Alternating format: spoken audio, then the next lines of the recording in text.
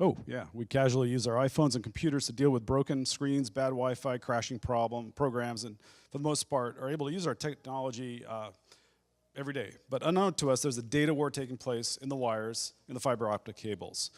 And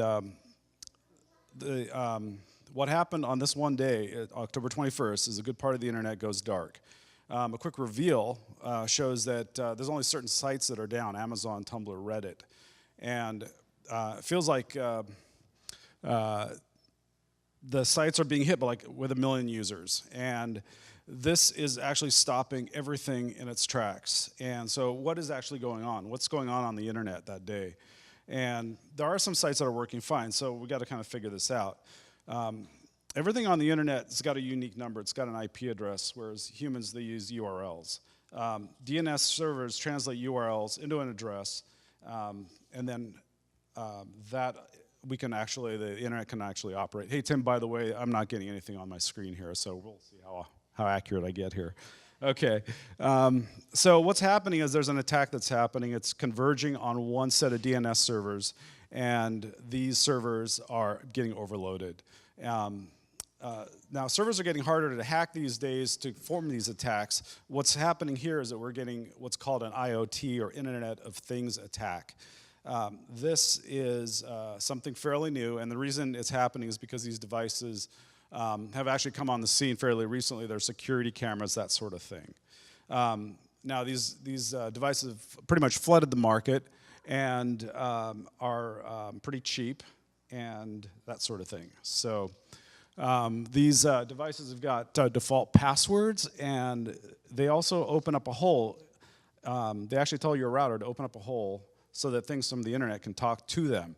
And as a result, you end up with a potential for a security hole. And so these devices, they're built from Linux OS, and this OS is just kind of slapped in there, and a lot of the security has not really been locked down.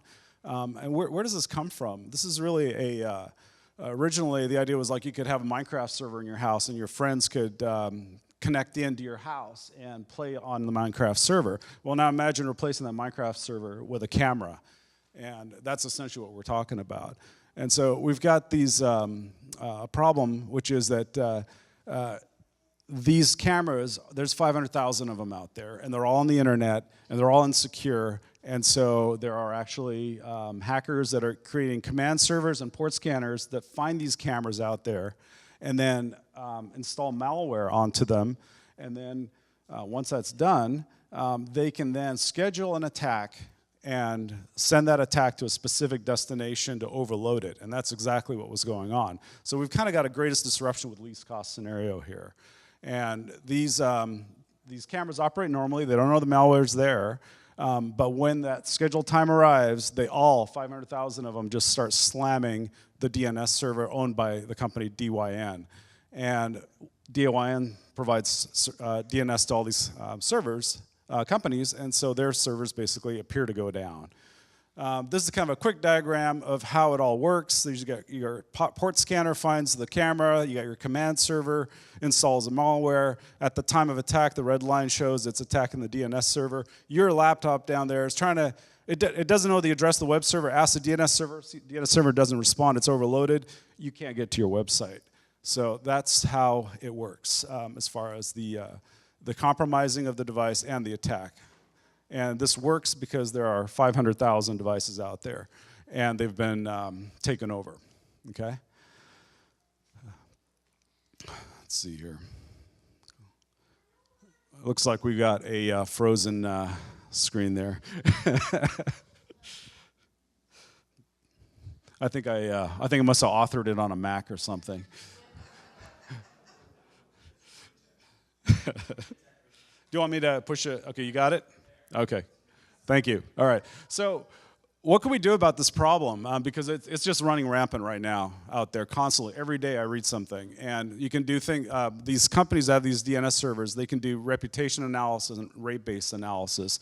If you're a reputable source for data coming from you, then they probably won't block you. But if you're determined to be non-reputable, they'll start blocking you. So there's things that they can do to mitigate and prevent those attacks. And there's other things too that they can do. They can also reject packets when they come in. So they figure out who you are, and they also then end up going and rejecting your packets.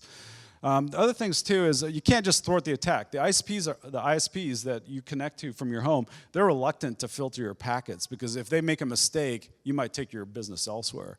And you can't just install another piece of malware on these cameras to fight the other malware because that's illegal. So we're kind of stuck here.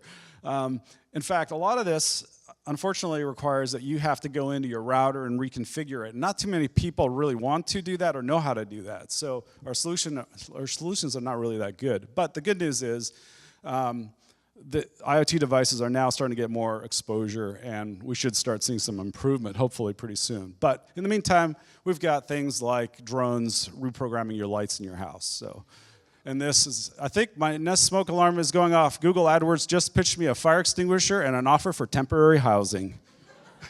All right, thanks.